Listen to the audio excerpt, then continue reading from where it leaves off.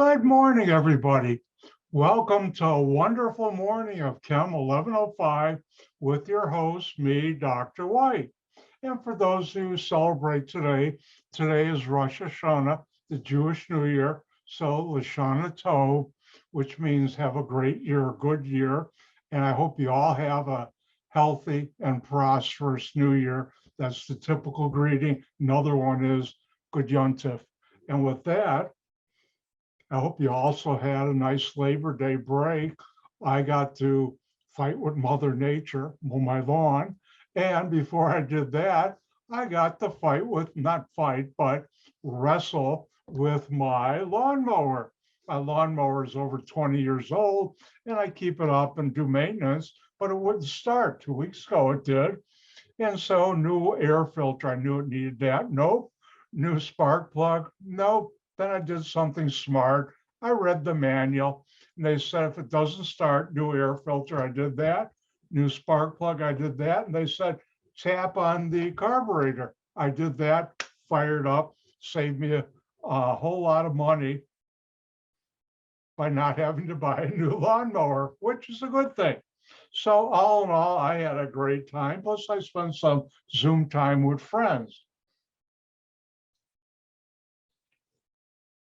In case you're wondering, yep, blueberry tea. Earlier, I had my vanilla almond. All right, let's get going. First of all, don't forget, there's a lab due today. That's the Beyond Lab Z lab. If you have not gotten your code from the bookstore, email me, let me know, and I'll give you extra time. That's out of your hands and my hands.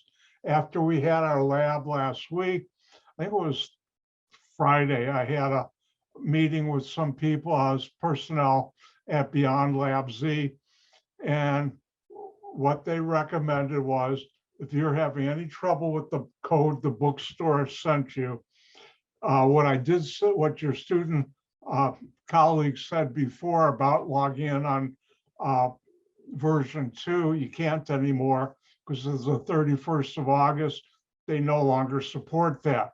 So contact Beyond Lab Z. I sent out an email. I think it's support@beyondlabz.com, and they will help you. They're quite aware of the, how should I say this politely, the awful stupidity of our bookstore. I didn't say that. All right, let's get going. On last Friday, we were talking about valence electrons. Thumbs up, people. Everybody see valence electrons? Thank you. Good way to start the new year. All right. Now, remember, you should know, valence electrons are the outermost electrons in the outermost energy, or the outermost energy levels, but really, they're the outermost electrons of an element. And with the new year, I'm going to be subtle.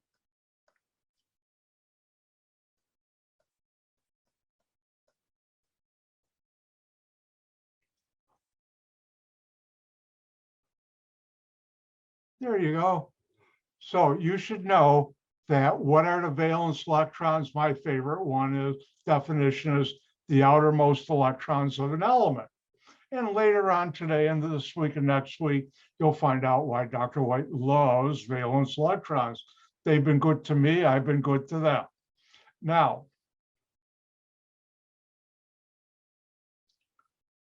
how do you determine the valence electrons? Those are the group numbers atop the column of a periodic table, which are equal to the number of valence electrons that each element in that column have. And therefore, I highly recommend, oops, I went off the page, still off the page there. You should know this. I'm not going to ask you, how do you find the group numbers, but you should know how to do it. And as I said last week, valence electrons are representative elements in the same group column. They all have the same number of valence electrons. And this again the valence electrons, number of valence electrons for representative elements in a group, meaning all the elements in a column of the periodic table, are the same as the Roman numeral, which I found out about 2 years ago, I think it was. Most of you have never learned Roman numerals. How sad. How can you tell if the old movies what year it was made? Those are all Roman numerals. Anyways, or since being a nice person I am, standard numerical numbers. And the maximum number of valence electrons is 8. So if I ask you how many valence electrons does an element have and you put down 10, it's always going to be wrong. Don't. All right, it's valence electrons practice time.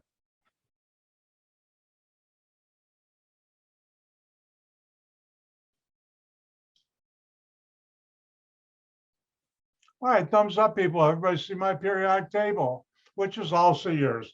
All right, let's do some, thank you, thumbs up, people. Let's do some 2 points each, or maybe even 3. How many valence electrons does lithium have?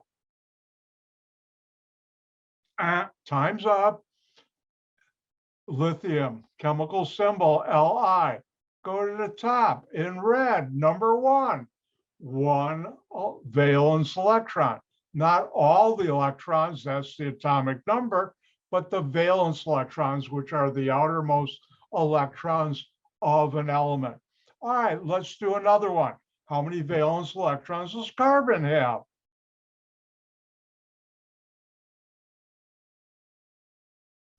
Time's up. Carbon, what's this symbol, chemical symbol? Hopefully you'll learn that or have learned it. C. And you look at the top, for those who don't know what IV is in Roman numerals, in red, and also have other color, but I did it again, red, is 4. So carbon has 4 valence electrons. How about oxygen? How many valence electrons does oxygen have?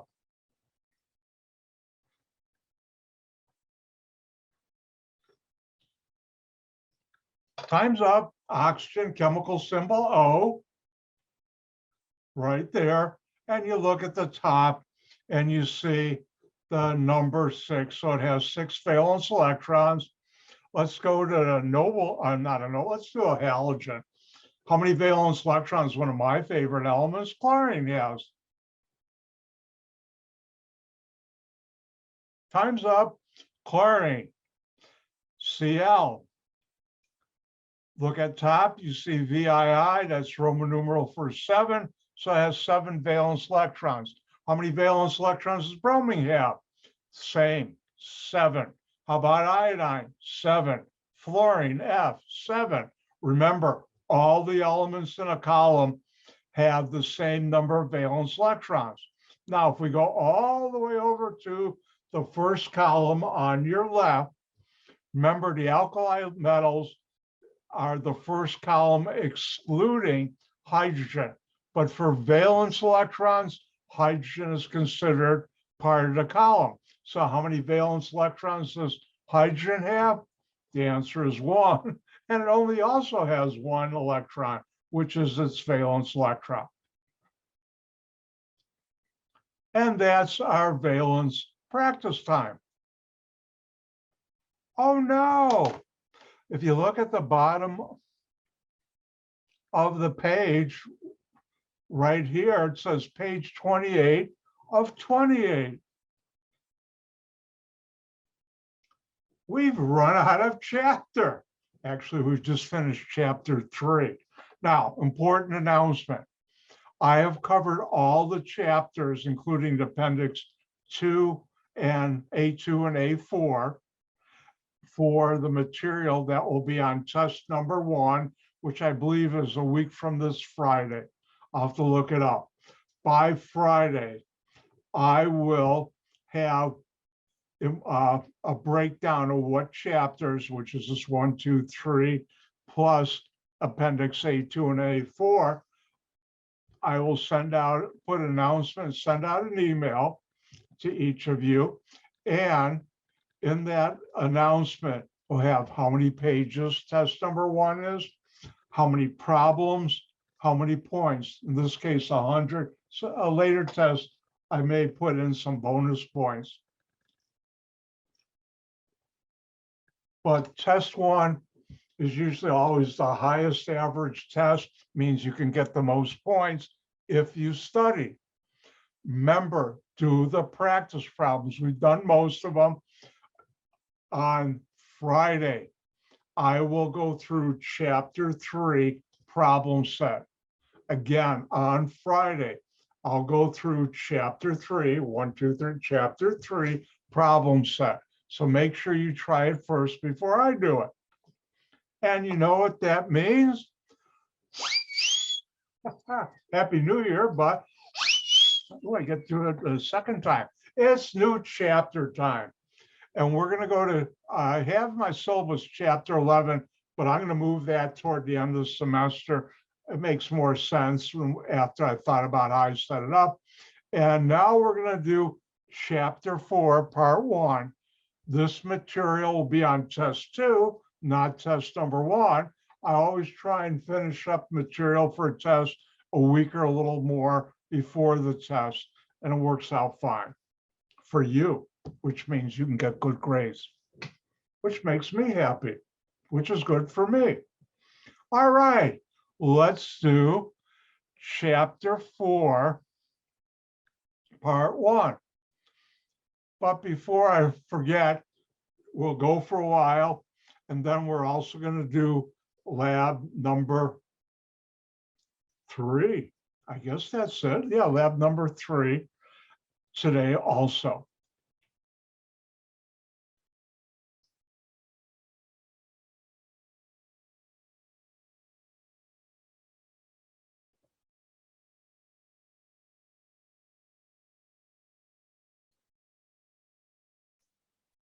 Uh-oh. All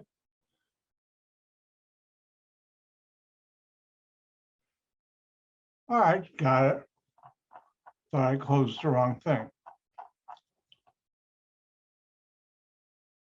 All right. Let me check with my thumbs up, people. Everybody see chapter 4, part 1? Thank you, Alyssa. And Ruben, too. All right, let's do it. This chapter deals with chemical bonds. But before we talk about chemical bonds, I need to teach you Lewis structure. And a Lewis structure by Dr. Lewis, chemists name things after people who made important contributions and associate that important contribution with their name, such as Lewis structure. And what is the Lewis structure? This consists of an element symbol with 1 dot for each valence electron. You ignore the DNF, which is why I have my special gift for you on electron configuration.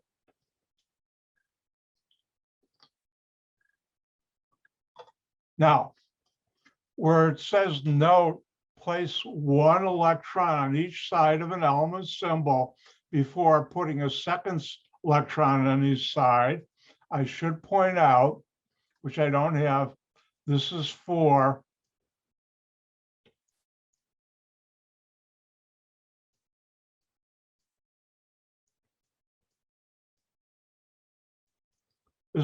elements only. When we get into something called the molecule, which I'll teach you today, it's slightly different. But today, how do you draw the Lewis structure for an element? You need to know how many valence electrons there are. Again, Lewis structure deals with only valence electrons, not all electrons. And it's Lewis practice time. Let's do some. And the first one is, and let me go to my whiteboard.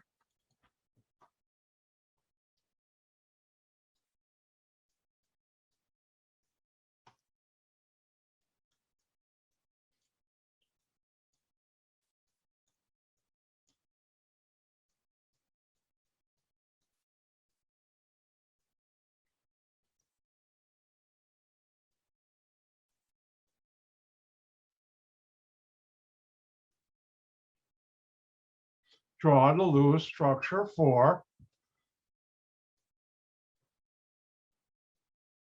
and Dr. White's being sneaky because if I put this on a test, I'm also testing, do you know the chemical symbol for sodium? Well, how do you do that? Well, first of all, you have to go to your friendly neighborhood periodic table. I stole that from Spider-Man. And you look sodium, Na.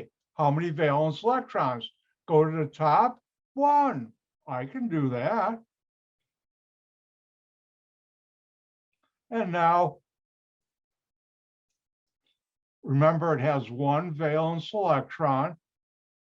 And you write the symbol and put a dot for each valence electron on the side. Well, you can write it that way. You can write it this way. You can write it this way. And you can write it this way. Which one is correct? They all are. And I believe the next one is magnesium.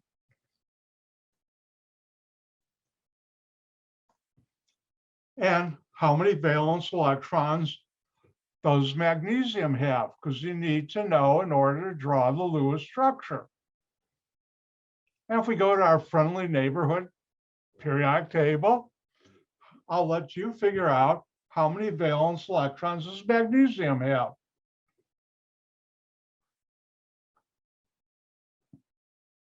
All right, time's up. Magnesium, Mg, not total electrons, 12. You look at the top for valence electrons, and the answer is 2.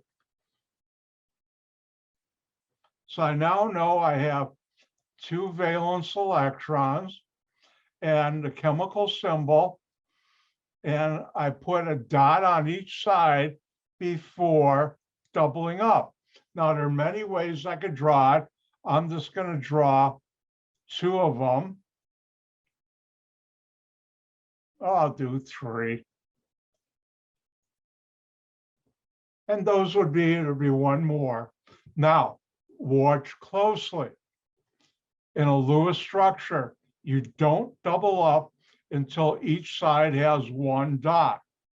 In a Lewis structure, you don't double up until each side has 1 dot.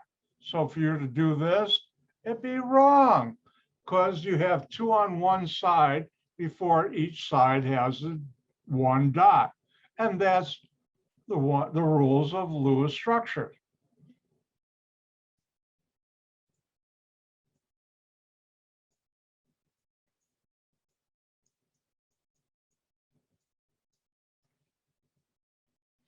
And once you have 1 on each side, you double up.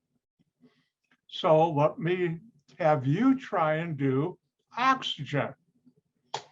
Draw the Lewis structure for oxygen.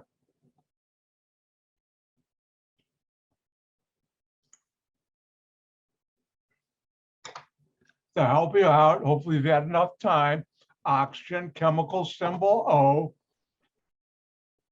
and the valence electrons, not 8, that's all electrons, the red number on top, 6, or the Roman numeral, same thing, 6.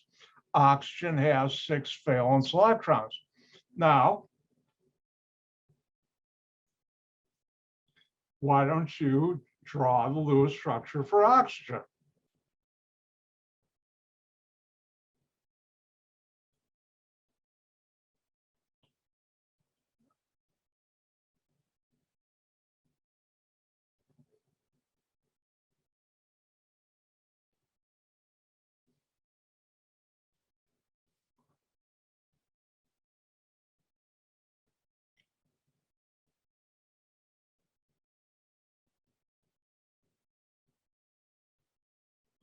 All right, I think you're all done. Let's do it. First of all, you have to draw the chemical symbol for oxygen. Now, oxygen has 6 valence electrons. You put a dot on each side before you double up. Now, organic chemists, I don't know why it started this, but being an organic chemist, I do it because that's how I learned it. We always put, this would be 5. Now we double up, this would be 6. And that's the way an organic chemist would do it. But if you did this one, and there are other variations, two sides have 2 dots, two sides have 1 dot. And that's how you do oxygen. Oh, let's do one more.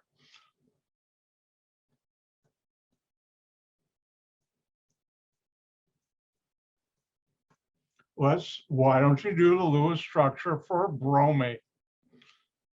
And here's your periodic table to have fun with. Have fun.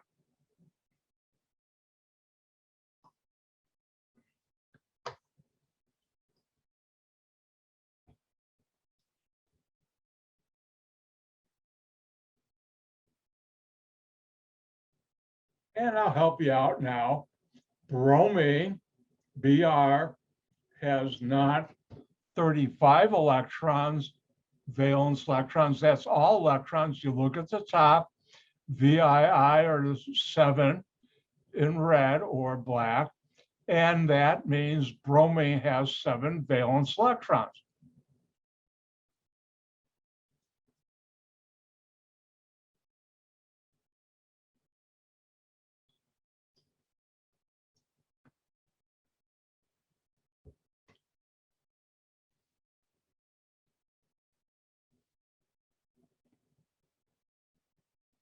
All right, let's do it.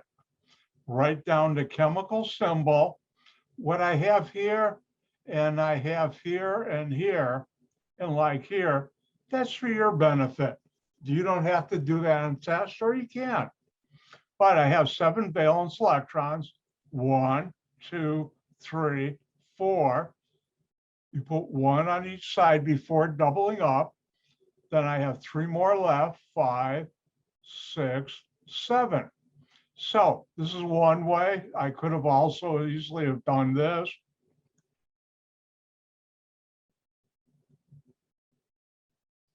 And 3 sides have 2 dots and 1 side has 1 dot. And that's how you do Lewis structures of elements.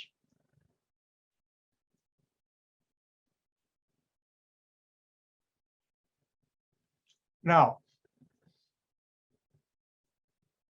oops, that's not what I wanted. That's what I want. Now, if you think about it, what's my ring made out of? Gold, most of it. There's other thing in there too. I guess you can't guess what my favorite color is. That's not my birthstone. Yep. Red. But anyways, if you think about it, the elements gold, oxygen, carbon, all those are important. But in our daily life, what's more important is things like what's in this bottle, water, or my skin, my hair, what's left of it, my clothing, other things. Those are elements held together. How? By chemical bonds. And they form molecules. And that's the fun part of chemistry. And when we talk about molecules or compounds, there are 2 types. One is ionic compound, and the other, some books call molecular. I like the other term, covalent compounds. So there are 2 types of compounds, ionic and covalent. Ooh, that reminds me. I forgot to mention something, so I'm going to take a 30-second important public service announcement. Yes, announcement from Dr. White. As I mentioned the first day of class, I've got the fastest mouse wheel finger this side and the other side of the Mississippi River. By the way, if you haven't seen the Mississippi River, try to. It's beautiful. I've seen it both from the air and the ground. Oh, it's nice. But anyways, always feel free, if I move to the next slide and you're still writing things down, say, stop, could you move back, or however else you want to get my attention, or whatever, to have me move back to the slide. I always will. This is that I got a real fast mouse wheel finger. I wonder if I was born with that. No, when I was born, they didn't have mice, at least computer mice. I'm that old. Yes, I am. Flash from the past. In college, when we did programming, you have to punch it on cards and bring it to the computer center. They're called punch cards. All right, so we have two types of chemical compounds, ionic and covalent. And they all both form a molecule. I'll never ask you what a molecule is on a test, but I will use the term, so you should know. It's a group of two or more atoms that function as a unit together. They're held together because the atoms are tightly bound or connected together. If you drink water, that's a molecule.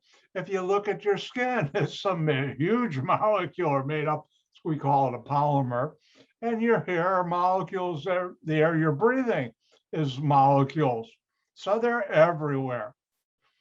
Now, if you notice here, it says two atoms that, because the atoms are tightly bound together, held together. How are they held together? They're held together by a chemical bond. Uh-oh, it's time for bad humor, and it's no relationship to James Bond. I said it was pretty bad. That was awful. The only good James Bond was Sean Connery.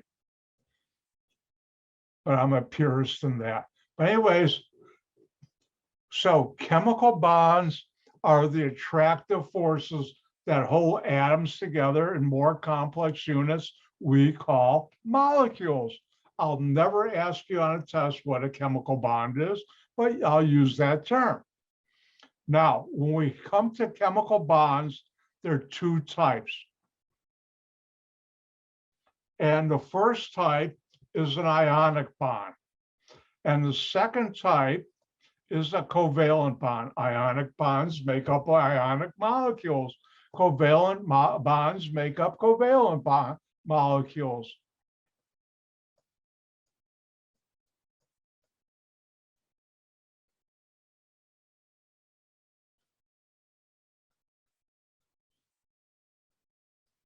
So there are two types of chemical bonds. Remember, chemical bonds are the forces that hold atoms together in molecules.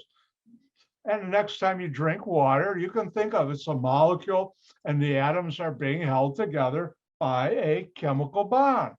Or the next time you breathe, the oxygen atoms or nitrogen atoms that you're inhaling are held together by chemical bonds. And there are two types, ionic and covalent. Now, what is an ionic bond? Good question. Thank you.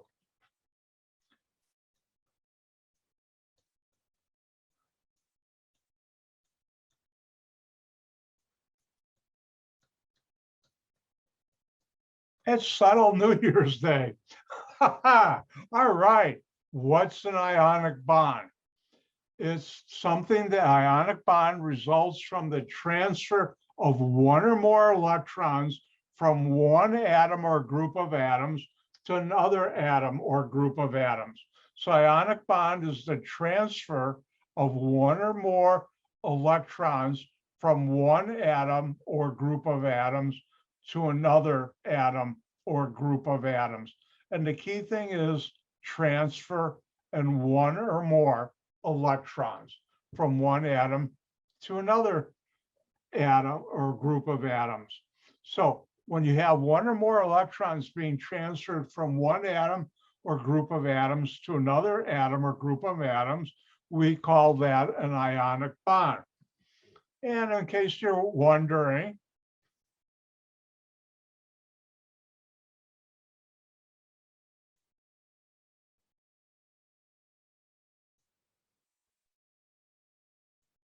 hopefully you all know NaCl, sodium chloride,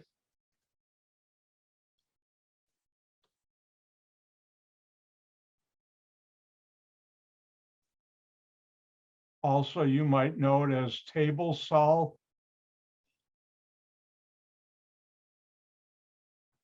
or just plain salt.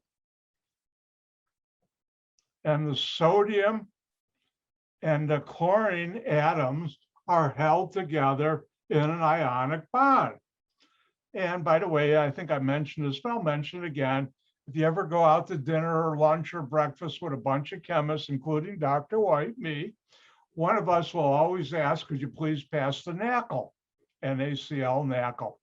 But the next time you use salt in cooking, or put it on, most importantly, your French fries. I mean, what are French fries without salt? They're not as good. But anyways, the molecule you're putting on that white salad is sodium and chlorine atoms held together in an ionic bond. And what's another example? If you brushed your teeth this morning and used a toothpaste, or I guess, I don't know how many, any of you out there using tooth powder anymore? I haven't thought about that in ages. When I grew up, that was a lot of people use tooth powder instead of toothpaste. But if you look at the label, excuse me, on your toothpaste, it will say near the end of the ingredients, sodium fluoride. And sodium fluoride, NaF,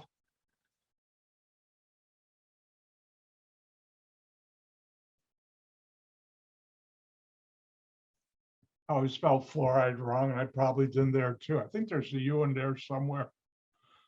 You put it in there. That's the one word in chemistry I always spell wrong, fluoride. Don't ask me why. It's my Freudian slip. It's my Freudian slip showing. But anyways, this is put in to help protect your teeth. How does that do that? I have no idea. I'm not a dentist. I haven't studied dental science. Not there's anything wrong with that. I'm an organic chemist. But I do know back in about the 1930s, there was this one town in Texas that nobody had cavities. It was a small town. They had amazing dental health, oral health, I guess, high oral. And scientists, what's different? And the only thing they found different was in the water that they drank had a high concentration of sodium fluoride. And after that, people decided, let's put it in our drinking water and let's also put it in our toothpaste, which it is. Now, over the years, certain right-wing groups have said, oh, the government's putting it in there to control your mind. No, it's not. But it's about time for that to come up again. So remember, ionic bond results from the transfer of one or more electrons from one atom or group of atoms to another atom or group of atoms. Now, what is a covalent bond? And time out for important hints.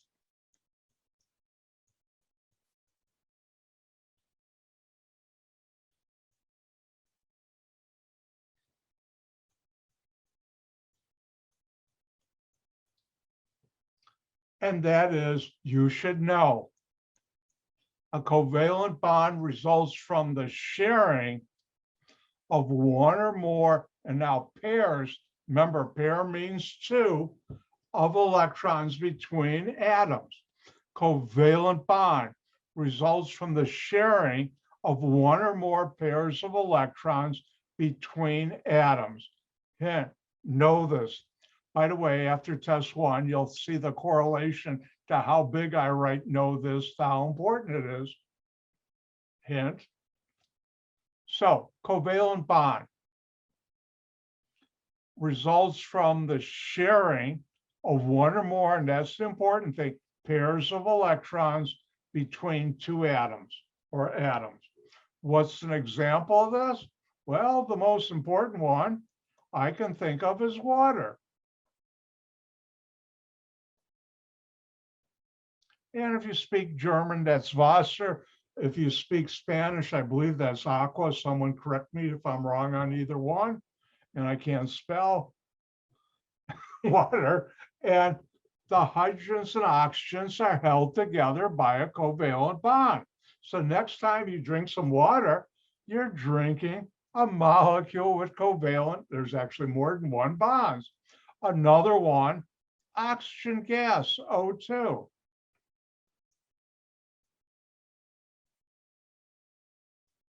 And in the air we breathe, there's oxygen gas. And that's also a covalent molecule. The two oxygen atoms are held together by a covalent bond. Let's do one more while we're talking about air. When you're inhaling right now and also exhaling, you're exhaling nitrogen gas, which is N2, and the two nitrogen atoms are held together by a covalent bond. But you didn't think all this chemistry was all about you, and in you too. It is. Now, switches off in terms I never will ask you on a test, what's the octet rule, but it's an important thing to know, to understand chemical bonds. And what is the octet rule? How many of you have ever heard a quartet play? Quartet meaning 4 musicians. Octet, 8. So the octet rule is in both ionic and covalent compounds, atoms tend to acquire electron configuration of the nearest noble gas. That means they want to have the same number of electrons. And really what they want is the same number of valence electrons. And that's why I'd rather spend more time on valence electrons than all electrons like an electron configuration, because these are the electrons involved in chemical bonds. I'll say it again. The valence electrons are the electrons involved in all chemical bonds that make all the molecules in our daily life. Oh, it's time for Dr. White to scare you. So I will. Everybody, touch your skin. Go ahead. It won't hurt, I hope. Come on, do it for Dr. White. Touch your skin. Those are all molecules, atoms in there, held together by chemical bonds, which are formed by the octet rule. Same thing with my beard, my top, the wall, the plastic of my stylus. Those are all atoms held together by chemical bonds that follow the octet rule.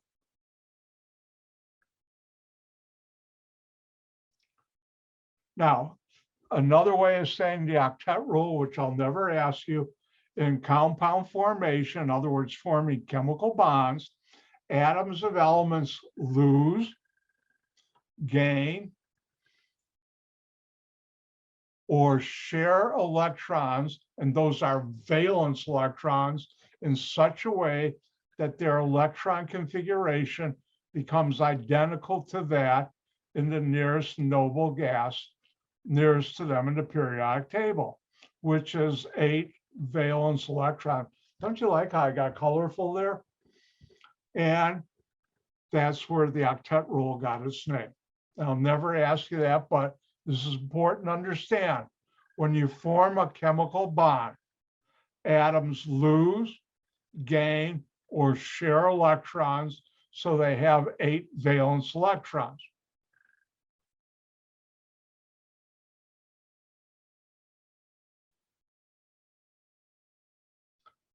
Now, let's talk about ions. Ions are important because they're formed and used to make ionic bonds. And the first type of ion is a positive ion. Again, ionic bond binding or bonds that transfer one or more electrons from one atom or group of atoms to another. When an element loses one or more electrons, the ion, it forms an ion with a positive charges form, and we call that a cation. Now, I use cation, but I'll never ask you, first of all, what is a positive ion? And I'll never ask you on a test, what is a cation? But I will use those terms.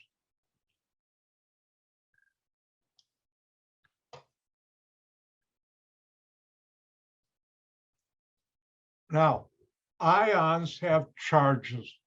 when you lose or gain a electron from an element, it has a charge.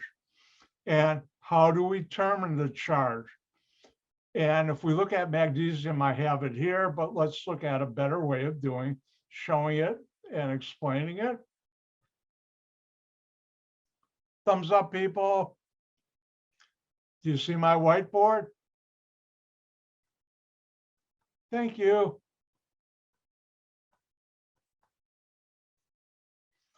Oh, by the way, did I tell you tomorrow is Wednesday, National Turn on Your Webcam Day?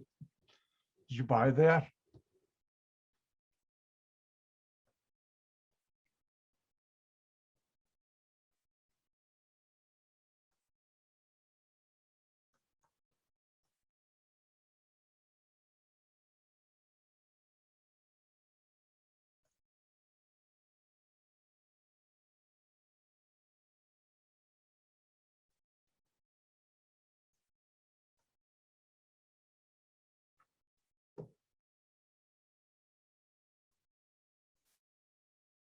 I have on there magnesium, so I better hold on.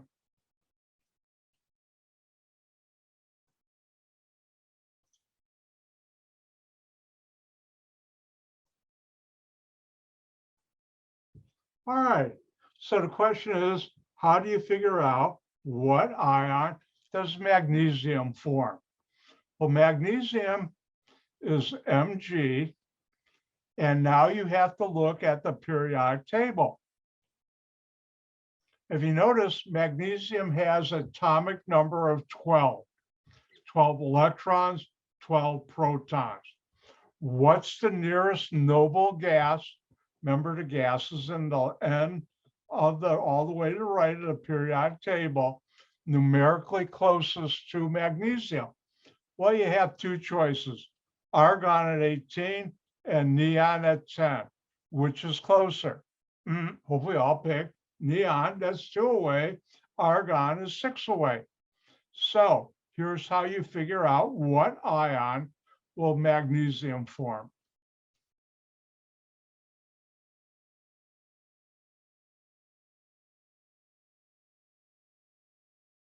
Magnesium normally has 12 electrons, 12 protons. You don't lose protons or gain protons in a chemical reaction. Nuclear, yes, chemical, no. All right, now it wants to have the same number of electrons as neon, which is 10. So it will lose 2 electrons. So what charge does it have? Now we have to do some very high level math. Each electron has a -1 charge. There are 10 of them. 10 times -1 equals -10. Each proton, there are 12 of them, has a +1 charge. Do the math, +1 times 12 is +12. Add them together and you get a +2. Now, the way you show the ion is the chemical symbol and then superscript to the right, the charge. Now, the way I like, which is the old way, +2. And the newer way, which I don't like, but you can feel free to put it on the test, is 2+. I'm just old fashioned that way. And that would be how you determine the ion that magnesium will form. Now, once you know one ion, what ion in a column an element will form, you know them all, because they're all going to do the same thing. And therefore, we know magnesium is a +2. We know calcium is a +2. All right, let's take a look at another one. Let's look at sodium. What ion will sodium form? Sodium Na. What's the nearest noble gas? Ooh, good question. We've got two choices. Oh, neon again, 10, or argon, 18. And which is closer numerically? 10 is only 1 away, 18 is 17. Which is a smaller number? Hopefully all picked 1. So now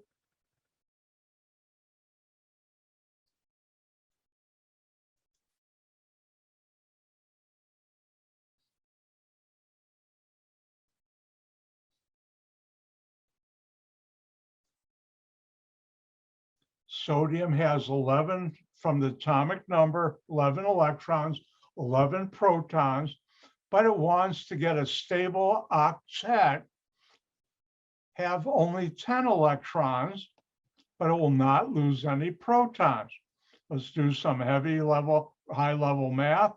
There are 10 electrons. The charge on electron is -1. We get -10.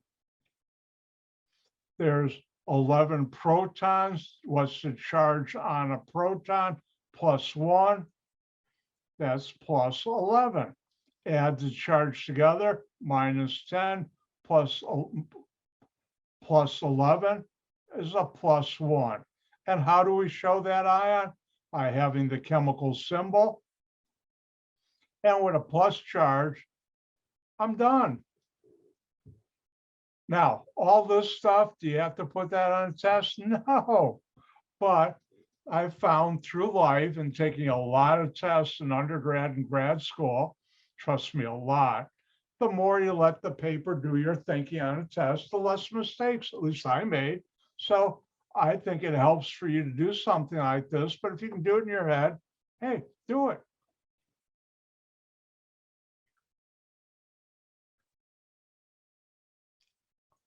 All right, sodium forms a +1 ion. Your turn. What ion does lithium form? When you're done, give me a thumbs up. Write the ion that lithium forms.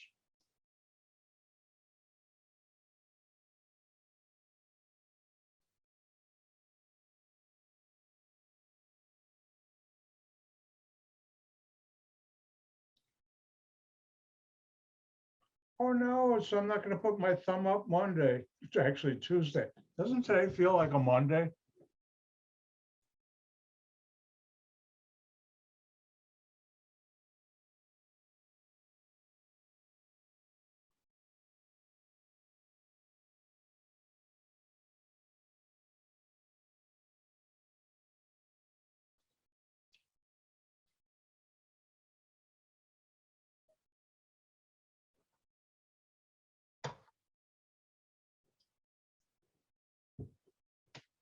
All right, looks like most of you are done. Let me teach you something real quick. We knew sodium was +1. Once you know one member in a family, you know them all. Lithium is +1 also. Well, let me prove that to you real quick.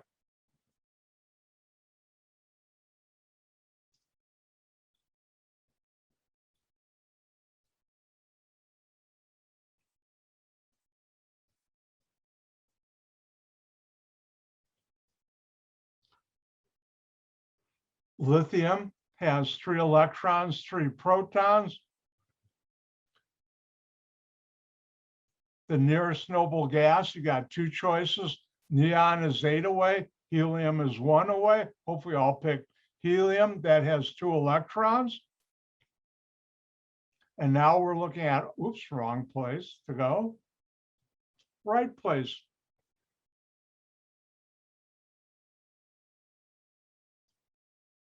And now we'll do some math. There are 2 electrons times -1 equals -2. There are 3 protons, +1 for each charge on a proton, +3, add them together, you get +1, and we're done. That's what you get. Oh no, I went a whole minute over our break time. All right, time for a break. Come back at, let me look at my clock, 9:56. Stretch time, I'll see you in 5.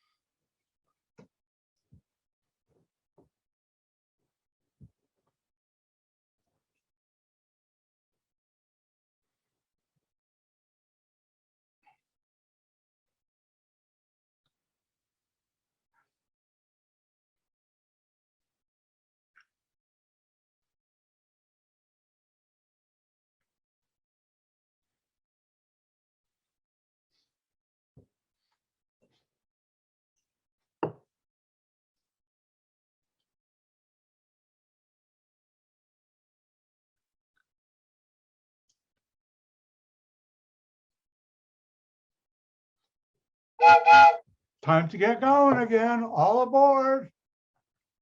One of my hobbies is model railroading. The other is electronics, as you can see up there. And the third thing is not a hobby, it's a lifelong obsession, chemistry, organic chemistry. All right, let's get going. We're talking about ions. And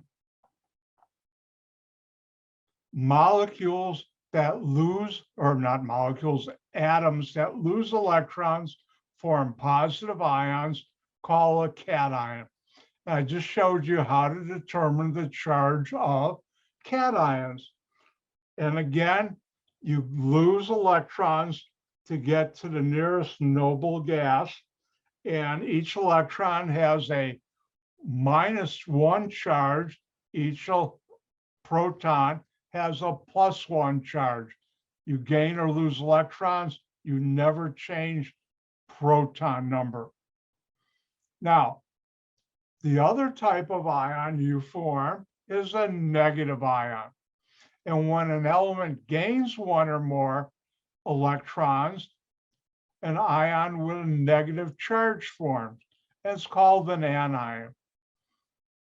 Now, for those of you who've ever heard people talk about batteries, the negative side of a battery is called the anion or anode, and the positive side is called the cathode. It came from cation and anion. So let's look at what ion does chlorine form. Again, 3 points. What ion will the following element, and that should be form, not for. Somebody should have corrected me. Oh no, it's drop M Tuesday. Would have been better if it would have been on Monday, but it isn't. Feels like a Monday. All right.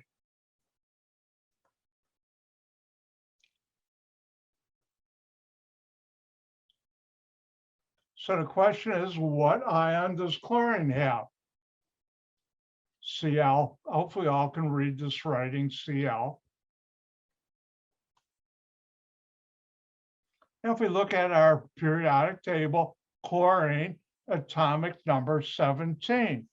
What's the nearest noble gas? We got 3 choices.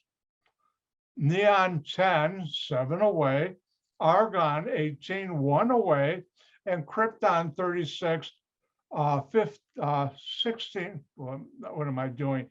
9 away. Am I right on that? My addition, it's a lot away. It would be a lot of ways, 36 minus 17, my brain's going off, not wanting to subtract. But anyways, closest noble gas is argon at 18. So how do you figure out what charge chlorine? It has 17 electrons and 17 protons. The nearest noble gas is at 18 electrons, but you still have 17 protons. Now for some really complex math, there are 18 electrons, each one has a -1 charge. And therefore that's -18. Each proton, there's 17 of them, has a +1 charge. And that means +17. Add them together, you get a -1. And we show that by just a minus. And for those of you like printing,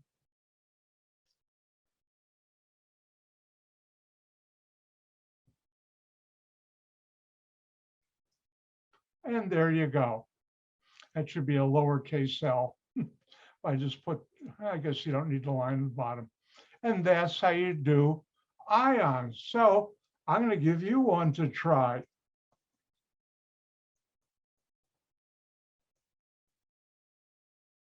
What ion does oxygen form?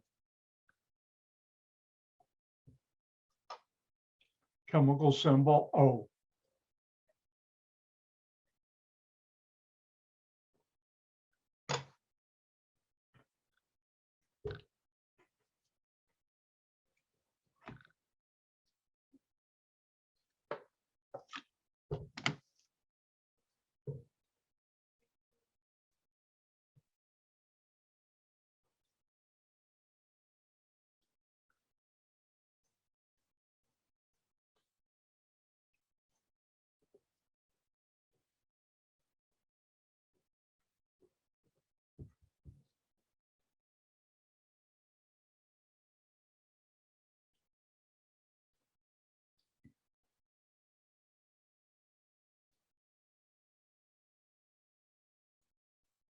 All right, let's do this.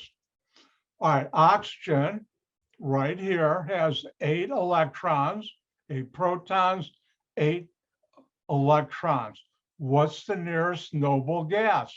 We've got neon 2 away, helium 6 away, and argon 10 away. Which is the smallest number? Hopefully all pick 10, only 2 away. So what does that mean?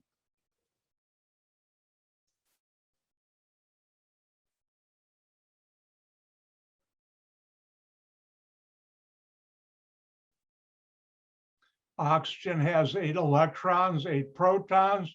The protons will never change, but it wants to have the same number of electrons as the nearest noble gas, and that was neon 10. So now time for some math. There are 10 electrons, and the charge on each electron is a -1, so that's -10. There are 8 protons.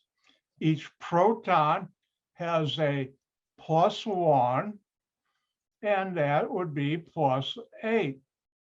Add them together, -8 plus +8 is -2. And therefore, you can either show it the old way, which I like, or the new way, which I don't like, but you can do either one on the test. You'll get full credit, and that's oxygen. Oxygen forms a -2 anion. Now, what anion does sulfur form? Once you learn one, you learn them all. In that column, if oxygen's -2, sulfur will form a -2 ion. Now, let's look at we already did chlorine. Chlorine forms a -1, therefore bromine, iodine, and fluorine form a -1. All right, before I move forward, quick second public service announcement from me, Dr. White. Don't forget, hand in the lab today that we did last week. Also, the first lab I've graded. If you've handed it in, it's in Blackboard. Now, unfortunately for labs, I can't really hand them back to you the way I would if we were face-to-face. But remember, in my class, there's no such thing as a dumb question, and that pertains also to anything I grade of yours. If you want to know, why did I get this score? Always feel free to ask, and I'll explain. Now, in labs, I don't, but on the test, what I will do is for each answer you put down, I will send you back an email telling you how many points you got for each answer. And I also will go through the whole test after I hand it back so you can tell what you got wrong. But anyways, don't forget, always feel free to ask questions. Now, so you learned about positive ions, cations. You've learned about, oh, doesn't this look professional? That's why you grow a beard, so you can look professional. But anyways, I look professional. But anyways, why did you learn about negative ions, anions? Because those are used to form ionic compounds.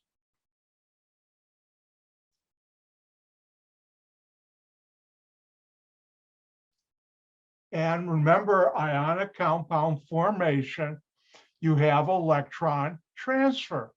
Atoms can donate electrons, and other atoms can accept those electrons. When such an electron transfer occurs, positive and negative ions attract one another, forming an ionic compound. So when you have opposite ions, they attract each other, opposite being cations and anions. How many of you have ever heard opposites attract? Well, positive, negative, whoop, they attract. It's called the Coulombic Force or electrical attraction. And in real life, how many of you heard opposites attract? The best example is my best friend, who I've known since high school. It's over 50 years. Wow, he is my best friend. And I'm very close to his wife too, and they've been married a long time. And they are the opposites. I have wondered all these years, how can two people so different stay together? Don't know, but it works and it's beautiful to see. Also, they'll yell at each other and fight, not mean fight, but they're opposites. But they've been together for many, many decades now. Beautiful thing. All right, so let's talk about this. When you form an ionic compound, positive and negative ions are held together by strong electrical attraction between the opposite charges, called ionic bonds.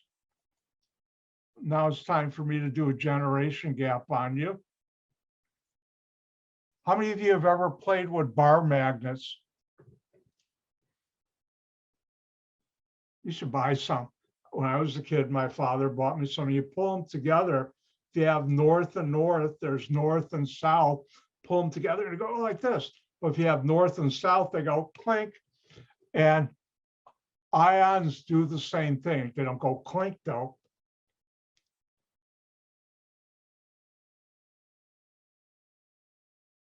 Now, switches off on this slide. When we talk about ionic compounds, that ionic bond is really strong. They have very high melting points. What is a melting point? When a compound goes from a solid to a liquid.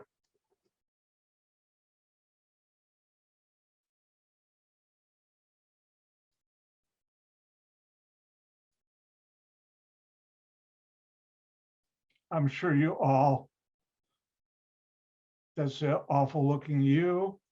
You've all seen ice melt. That's melting, going from a solid to liquid. Now, they can conduct electricity and they consist of ionic, which we call charged atoms. Let's just look at something real quick.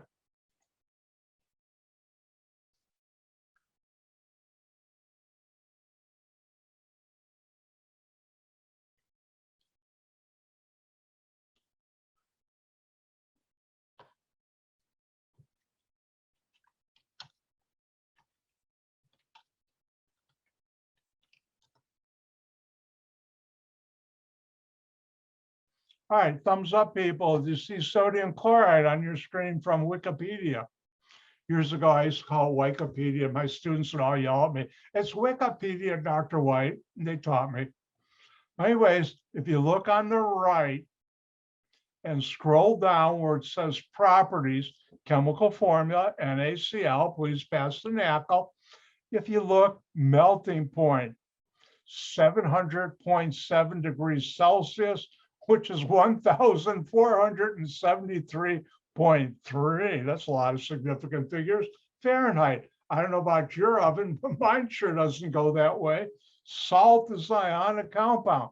Ionic compounds have very, very high melting points.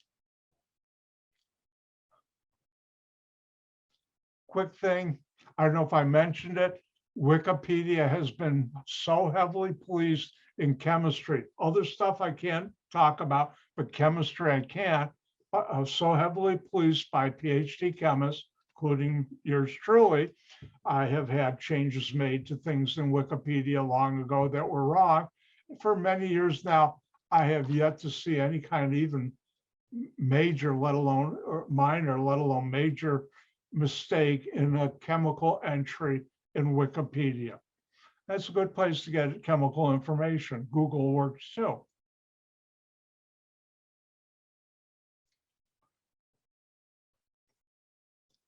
All right, I have to be subtle again.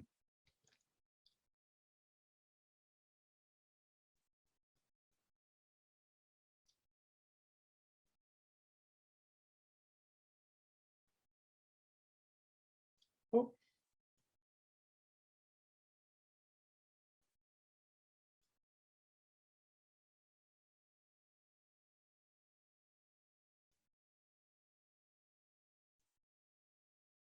Now, what's called charge balance in ionic compounds.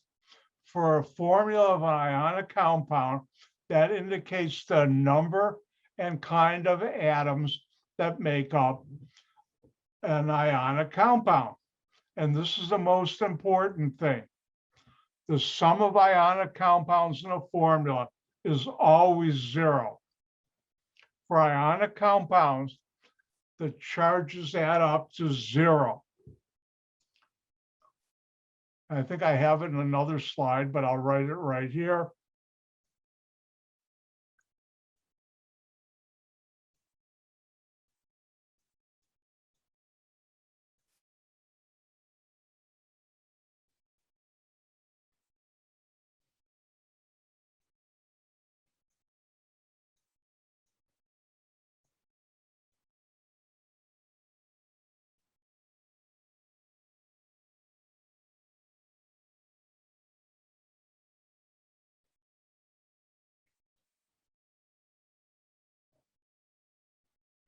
All molecules have a net 0 charge. There's no exceptions. If you find an exception, let me know. We'll be rich beyond our wildest dreams. And for that, that means beyond my own Lamborghini and Ferrari SUVs, my own island in the South Pacific, my own fighter jets to have fun with, goes beyond that. In other words, it doesn't exist. So how do we use for ionic compounds? All molecules have a net 0 charge.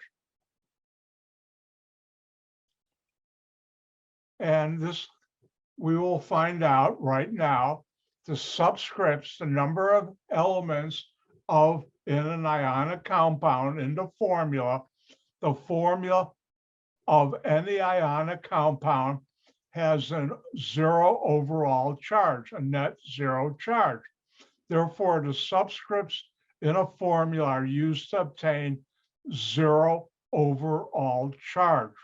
Remember, all molecules have a net 0 charge.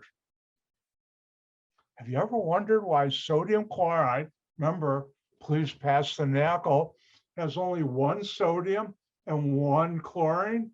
2 atoms come together, ionic bond. Why not 5 sodium and 7 chlorine? Because of the following.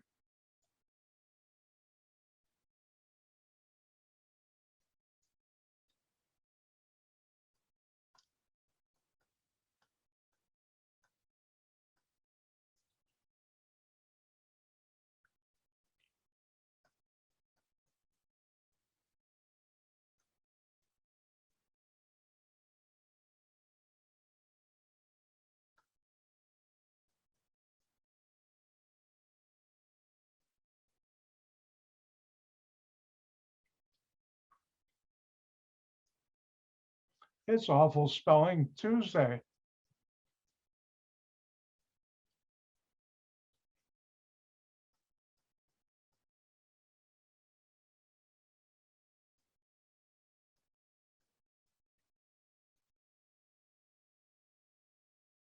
Sometimes I'll write compound, sometimes I'll write molecule.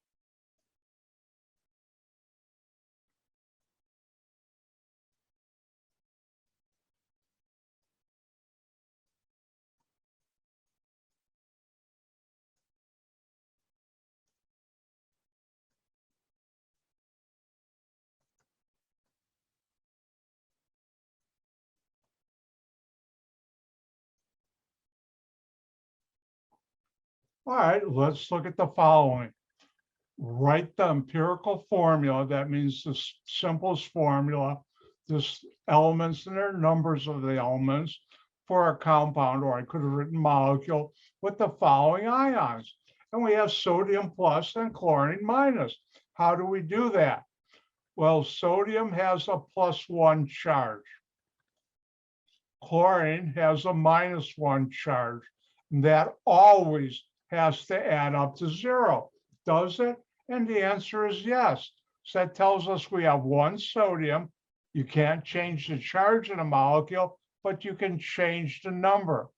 And we have 1 chlorine, and that's why sodium chloride, please pass the nickel, has one sodium and one chlorine for this reason, because it has a net zero, overall zero charge.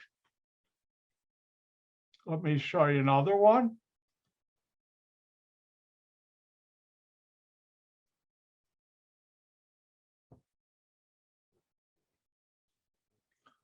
Write the empirical formula, and I'll do this one, I will share, for a molecule that has magnesium +2 cation and chloride Cl minus anion.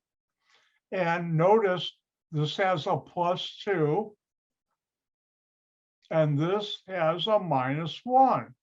Remember, look up here. Now, this has to add up to 0. It has to, oh no, it doesn't. Now, common mistake, students try and change the charge there. You can't, but you can change how many. Well, if I want +2 to add up to 0, this has to be a -2. How do I make it a -2? I have 2 of them. So what this tells me is, you look at the number in front of the charge, I have 1 magnesium. How do I show 2 chlorine? Well, I'll write my chlorine, Cl, and I'll put 2, superscript. Do not do this. I see that too often. It's wrong, and I'll mark it wrong. And therefore, magnesium chloride is MgCl2.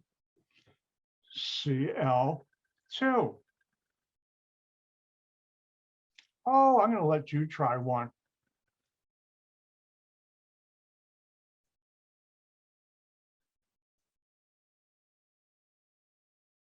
Why don't you write the empirical formula for a molecule, ionic molecule, because they're ionic bonds, and it has a sodium plus and oxygen -2 ions. Your turn.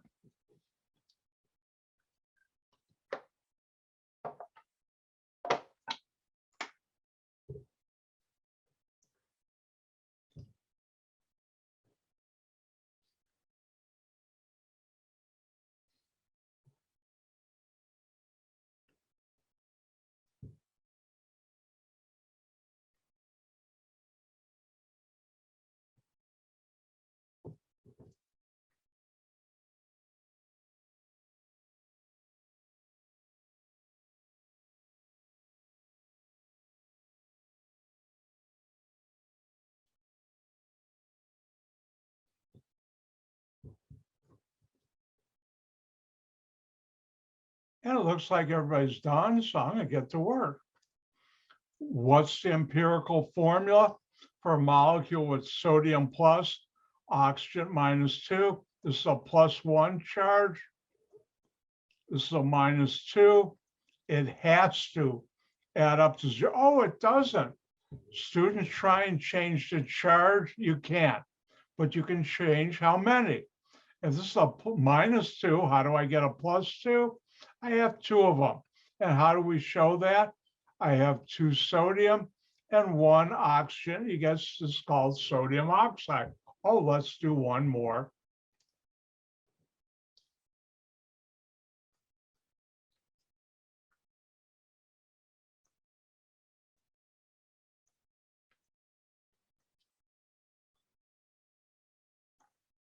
And there you go.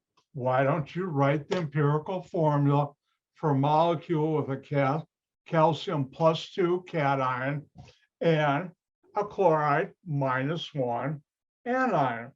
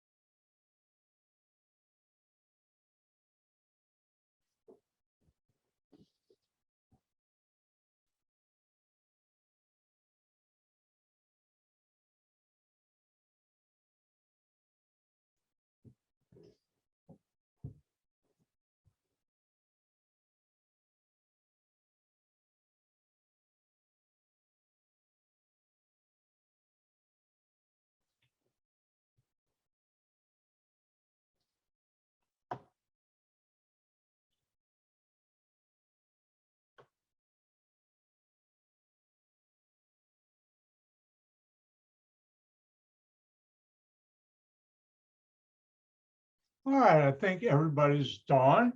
So let's look at this.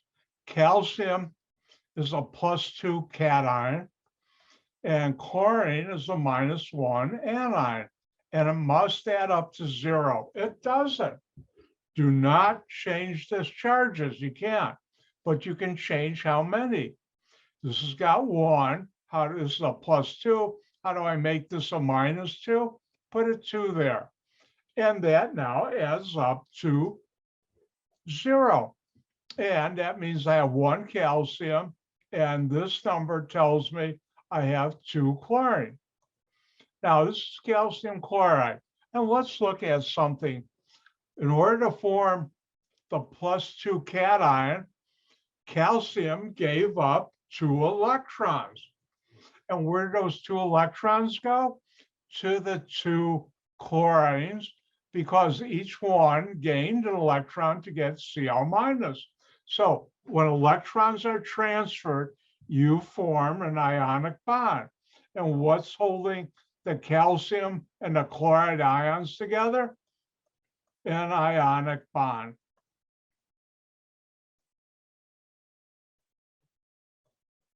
And that's ionic bonds. By the way, calcium chloride.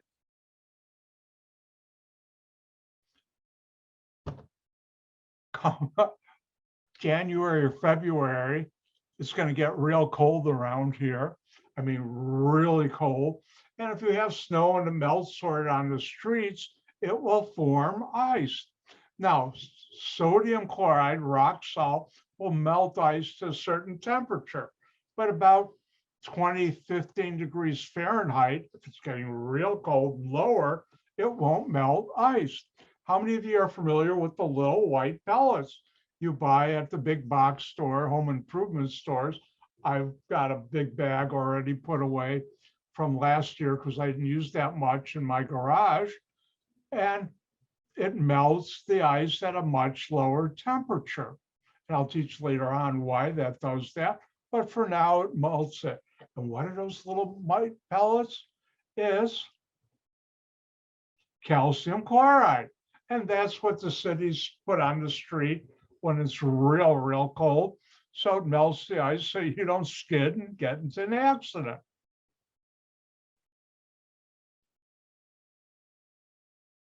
Now, we talked about writing formulas. Again, the net zero overall charge. I'm not going to do naming in this class. I'm going to skip this. Click. Same thing. Metals, certain metals can form like a +2 or +3. I'm going to skip this too. Same thing, writing formulas from the names. I'll use names, but most of you are going to forget this. All right. Click. If this were a dial, it only went to 10. I've just turned it all the way to 20. Hint. Now, there's something called polyatomic ions. And in chemistry and other things, poly means many. I think I might have told the story. If not, I'll do it now. Years ago at the other school I taught, at a function I was invited to, a party, I met the Dean of English, and I forgot what her official title was, but we used to call her Dean of English because that was her main area. The English professors reported to her. And her name was Polly Nash. Unfortunately, she passed away about 1.5 years ago. Very nice lady. And the first time I was introduced to her at this party, oh, Polly, do you know your name means many?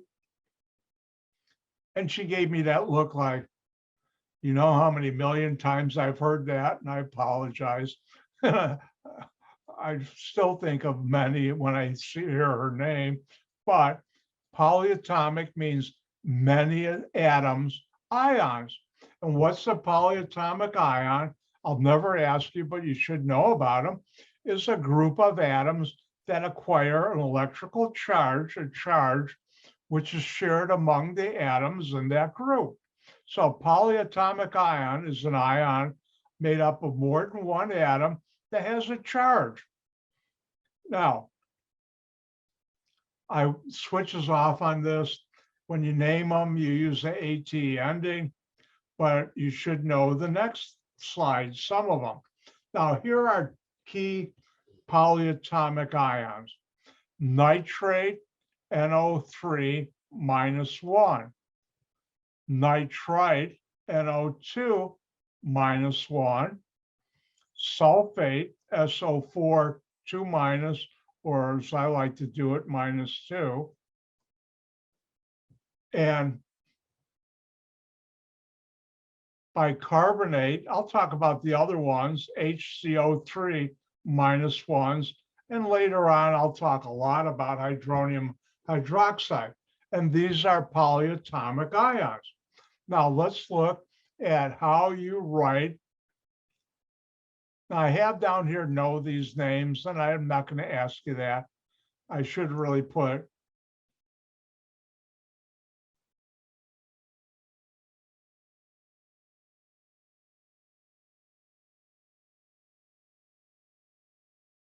this may not be the best way to write this, but you should understand polyatomic ions. How so? Well, let's take a look. What would be the empirical formula? Let's do it again.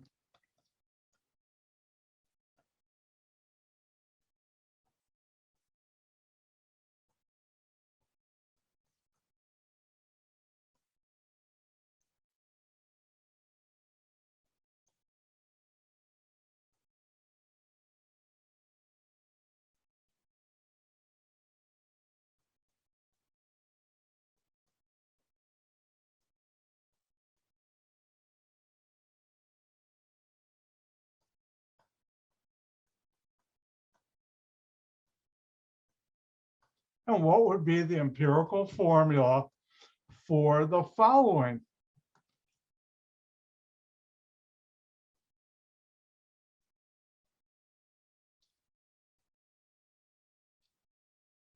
And here we have sodium cation and nitrate anion. And guess what? The same rule applies.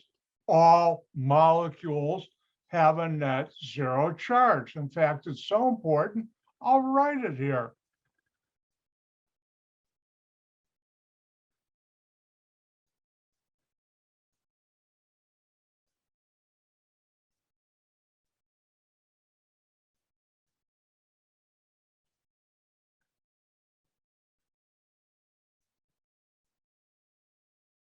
Oops, awful G. In real life, I could do that on a board too, and they have to erase it. Remember, all molecules have a net zero charge. So what does that mean? It means sodium is a +1 charge. The polyatomic ion, nitrate, NO3, has a -1 charge. It has to add up to 0. Oh, it does. So there's 1 sodium and 1 nitrate. And that's the molecular formula for sodium nitrate. Now, how many of you have heard that packaged meat like bacon and other things are bad for you? They cause serious things, especially in children, because of the sodium nitrate preservative. How many of you ever heard of pink salt? And that's sodium chloride with the preservative sodium nitrate. They color it pink so you know it's not regular salt to put on your food. And it's used for preserving meat, has been for eons. Now, does it really cause all those bad things? I personally don't think so, because when I was a child, we had a lot of hot dogs and salami in our house and bacon. And look what it did to me. Oh, maybe it does have a negative. No, not really. All right, let me show you another important aspect.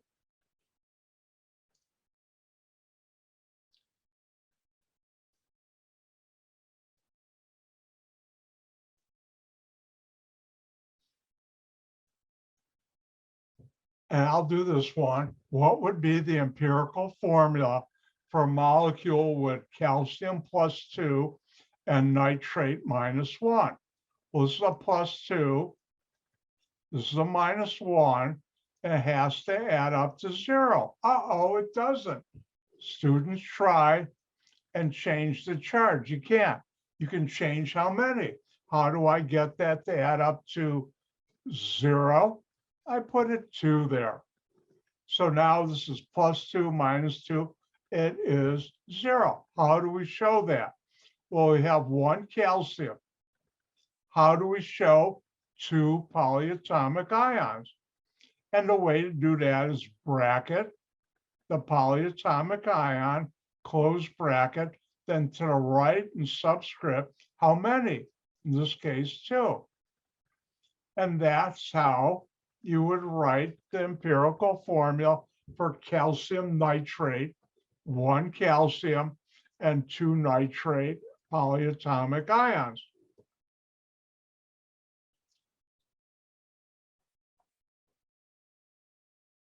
Your turn.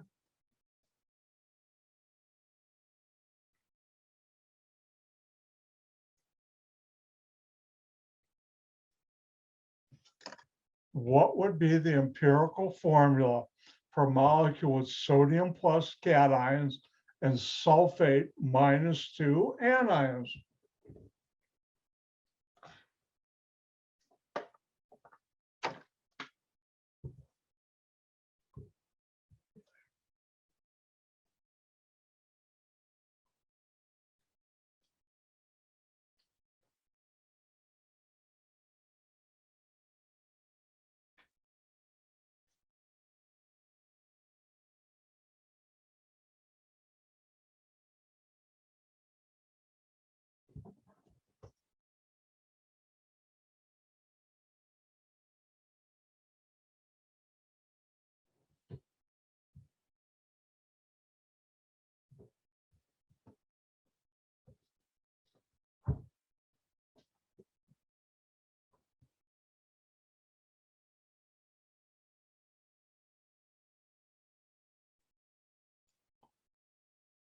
All right, I think everybody's done, so let's do this.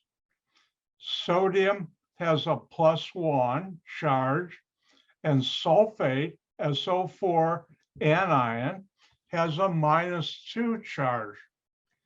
All molecules, see, it even says it on your screen, all molecules have a net 0 charge. Therefore, this has to add up to 0. It doesn't. This is a -2, this is a +1. You can't change the charge, but you can change how many. In this case, you have to do that, 2 sodium. How do I show that? And 1 sulfate. How do I show that? And be Na2SO4, and that would be sodium sulfate. Now, Na2SO4, sodium sulfate. How many of you ever seen the little bags in things like optical equipment, or if you get electrical equipment like a new cell phone or other things, they even put it in certain food items like nori, the dried seaweed, which Dr. White loves. Oh, it's good. Anyways, and you see a little white packet and says, do not eat this. What's in that packet? Sodium sulfate. Sodium sulfate has a way of absorbing water. I'll talk about that later how, but it does. And when you buy certain things like electronics or optical goods, you don't want any water in there because it will cause problems. And they use that to put in the little packets to keep it dry. Now, a couple of years ago, I was teaching a general chemistry class, and I talked about that. I think it was 1211, could have been 1105. And I had this one student raise their hand and said, Dr. White, when I was little, I ate one of those. I said, you get sick? She said, no, not really. I said, well, you shouldn't. But really, don't eat them.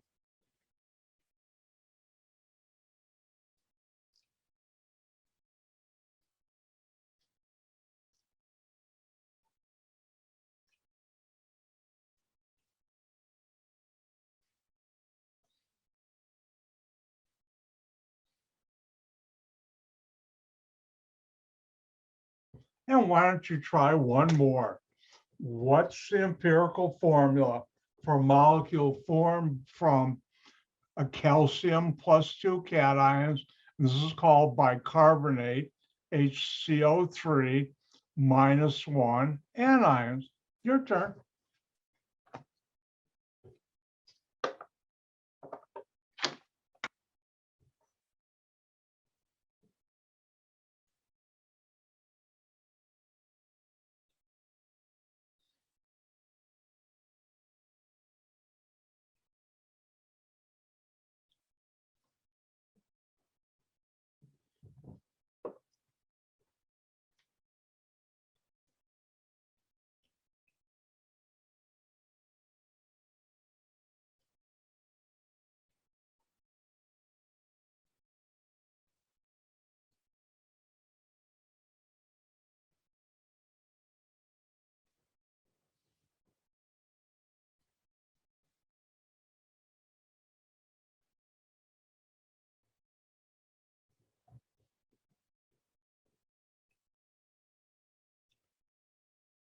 Don't forget to vote.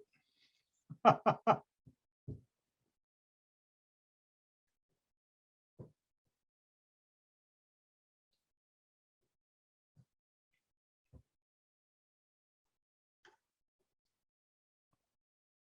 right, looks like everybody's done. Let's do this. Remember, all molecules have a net zero charge, all molecules. Therefore, I have a calcium plus 2 cation, and I have a bicarbonate minus 1, and this has to add up to 0. Oh, it doesn't. Well, this is a plus 2. How do I make this a minus 2? I have 2 of them. And how do I show that? 1 calcium. Then since I have 2 or more of the polyatomic ion, in this case bicarbonate, I put that in a bracket, close the bracket, and right here, subscript, I put a 2, and that would be calcium bicarbonate. And that's how you do it.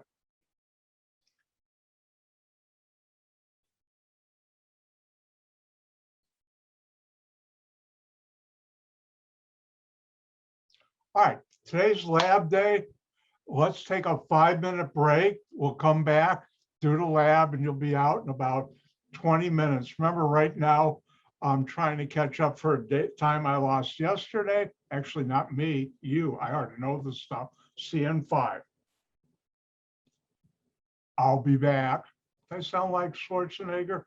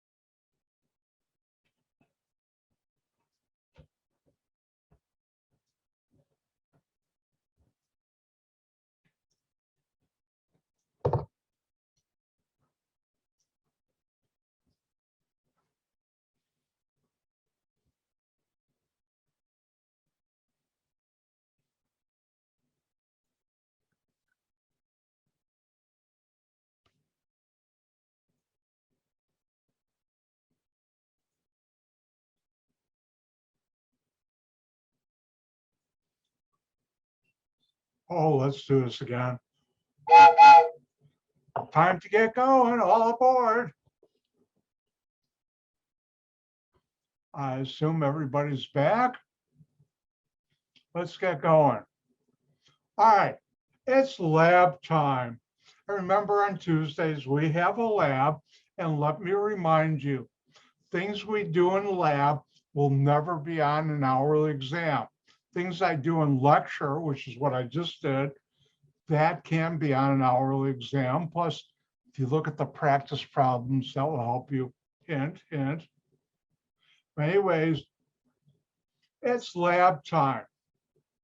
And remember, what we do in lab will never be an exam, but it also gives me an opportunity to teach you things in chemistry that are important. So let's get with it.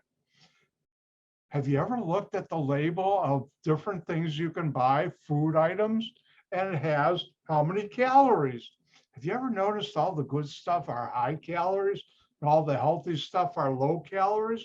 Why did Mother Nature do that to us? But anyways, if you look at that, you'll say so many calories per serving. And usually they'll give you a weight like 28 grams or whatever. They adjust that to make it look small, but it's still a large number. Look at how many calories, something real dangerous in my life, Lay's onion and sour cream potato chips have compared to carrots, raw carrots or broccoli. Dr. White loves carrots and broccoli and other vegetables, but Lay's onion and sour cream potato chips, you open a bag in front of me, they just disappear like that. Same thing with Doritos. Well, those calories are a measure of energy. One form of energy is heat. What's heat? Well, if you ever have cooked with natural gas, the flame you see in your burner or oven, that's giving off heat, which we use to cook with. Well, you can measure calories of different things that will burn by measuring how much heat they give off. And we do that using a calorimeter. And today's lab is calories in a nut. Now, quick Dr. White story. Long time ago, when I was teaching this lab at Elgin Community College, before I started teaching at College of DuPage, we're going to do that calorie of a nut. Now, a couple weeks preceding that, maybe even longer, there were a lot of stories on television and the print media about peanut allergies or nut allergies, how some people, especially children, were really, really dangerously affected by being exposed or consuming things with nuts in, especially peanuts. Well, I had heard that and I'm thinking, next week we're doing calorie of a nut where we're going to be burning a peanut. And I asked the question in my class, how many of you have, if you don't mind me asking, peanut allergies? And two of my students raised their hands and both said, we've got it really bad. I said, oh, thank you for telling me. Then I emailed all the faculty at Elgin Community College, ECC, and said, we got a problem. I don't think it's safe for us to burn nuts and have students handle nuts when I've got two with peanut allergies, and turned out other faculty had students with peanut allergies. And so we went and tested a lot of things, and we found that Frito-Lay corn chips burn real good too. And so far, I haven't heard anybody have a corn chip allergy or allergic to corn. I may be wrong on that, but it's not as prevalent as allergies to nuts. So if we were doing this face-to-face at ECC, we'd be using corn chips. At COD, they found bread does just as good. And when the week they're doing that lab, you walk around the chemistry building, what's burning? It's the bread, because the hoods aren't as good there, called fume hoods. Let's look at the lab.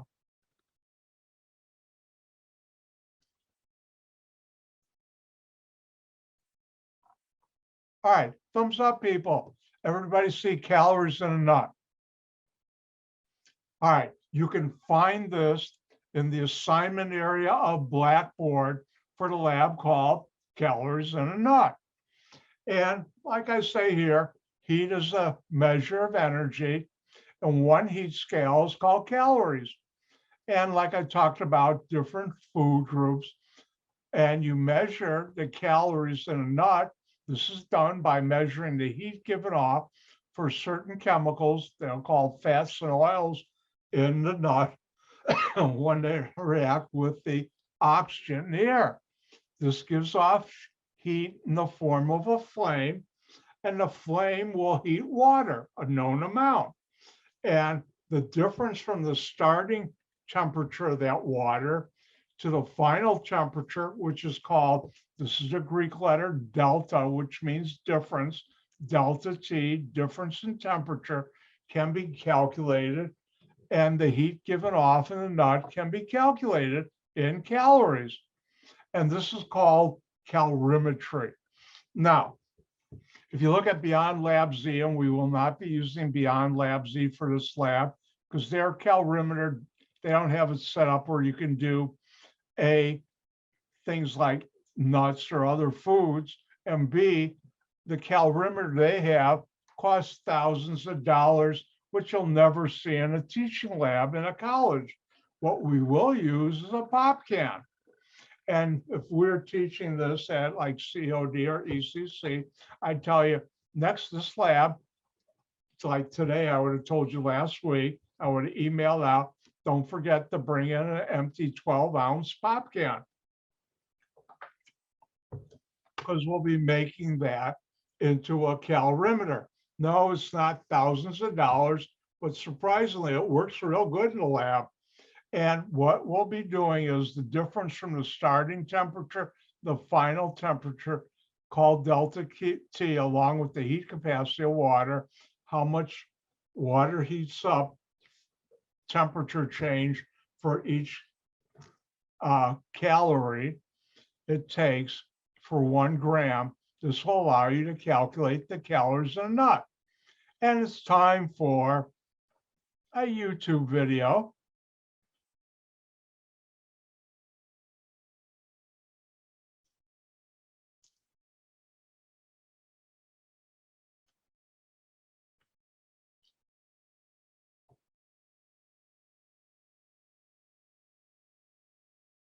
I'm going to be conducting the calorimetry lab with a peanut.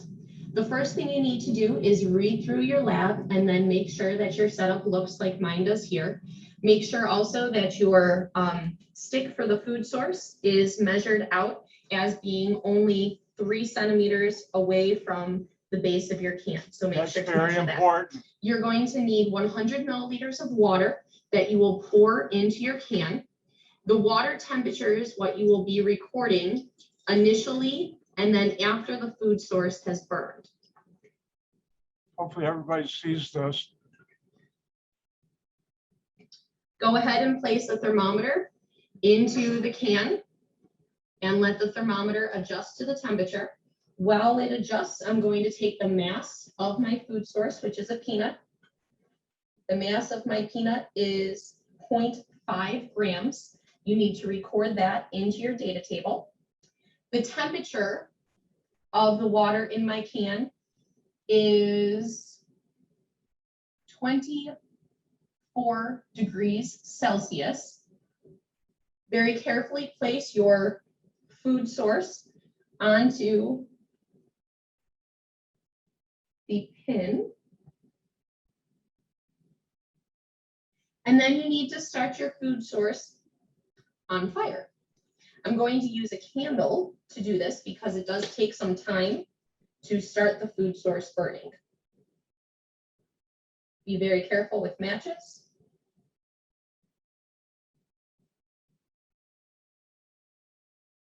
Once the food source has caught on fire and is burning, I will go ahead and place it under the can with the water in it so that the temperature change can be recorded.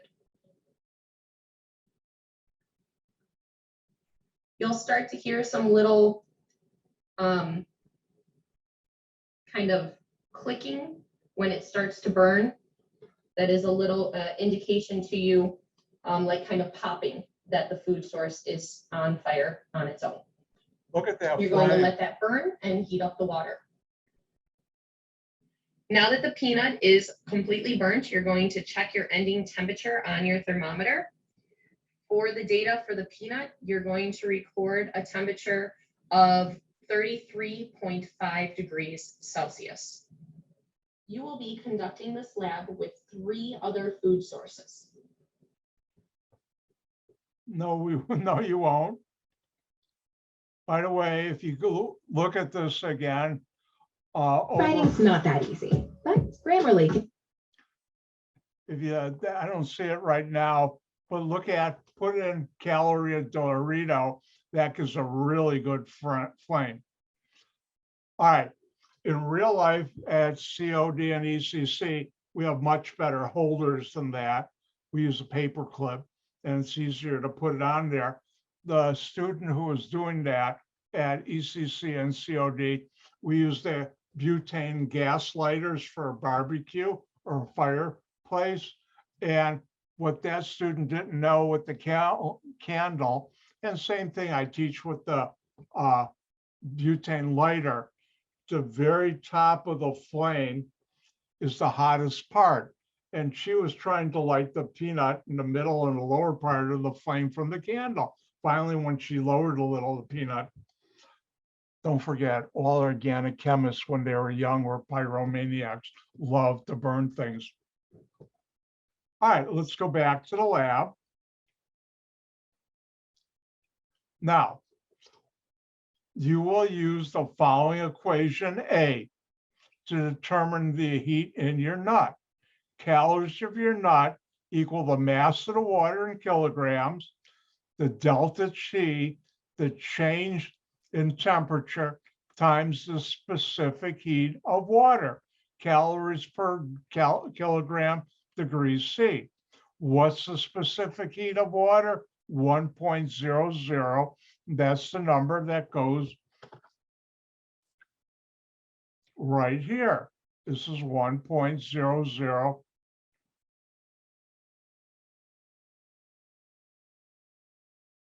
per kilogram degrees C. And if we're in a lab, you'd weigh the nut before you burn it. And the weight of the nut being burnt is calculated by the difference in the weight of your nut before and after you burn it. And later on, you'll use the calories of your nut divided by the weight to give you how many calories per gram, which is what you see on food labels for different items. Now let's take a look at the procedure. First of all, I would have taught you face-to-face how to build the pop can calorimeter, and that's a little tricky unless somebody shows you, and the trick is use a big nail. And you'll add a certain amount of water, you'll measure the initial temperature, you'll put the nut on the holder and weigh the nut in the holder before you burn it, put the nut in the holder under the pop can calorimeter, light the nut with the flame, and then when the burning stops, measure the temperature of the water, and what's left of the nut, the residual amount or of the nut, you measure, and then throw the nut in we have a waste bottle for that. We don't put it in a garbage can in case it's so hot it could start a fire.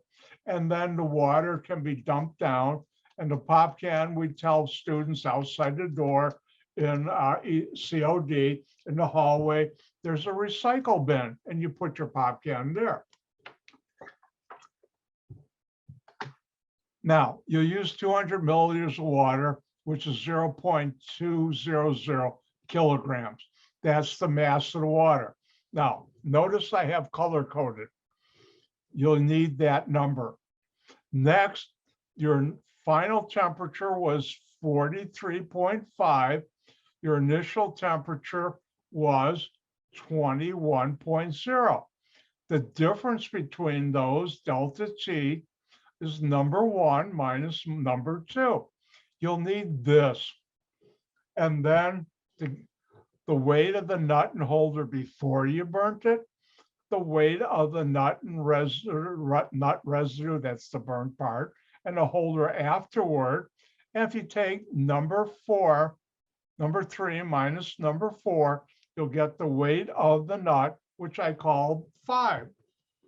Now, what you have to do is calculate this number, delta T, the weight, and then use formula A and use the red numbers here, 0.200, your delta T, and multiply it times 1.0, and you'll get calories in a nut for that amount of nut burned.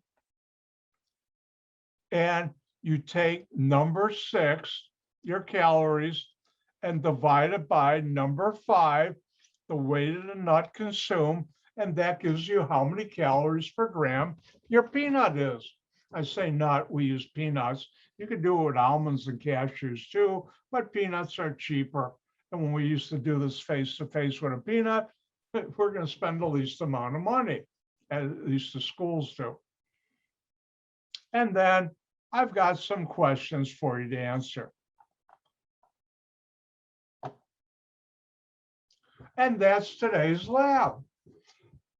And guess what? It's Rosh Hashanah, so once again, I'll wish you a happy new year. Good Yontif is one way of doing that. And Lashana Tov is another in Hebrew. The Good Yontif is more Yiddish way of doing it. And they're both, you'll hear people who are Jewish say to other people, Happy New Year. And with that, I'm going to say, I'm done. So, goodbye. Gehen gesund. Goodbye. And I'll see you tomorrow at 10. Bye now.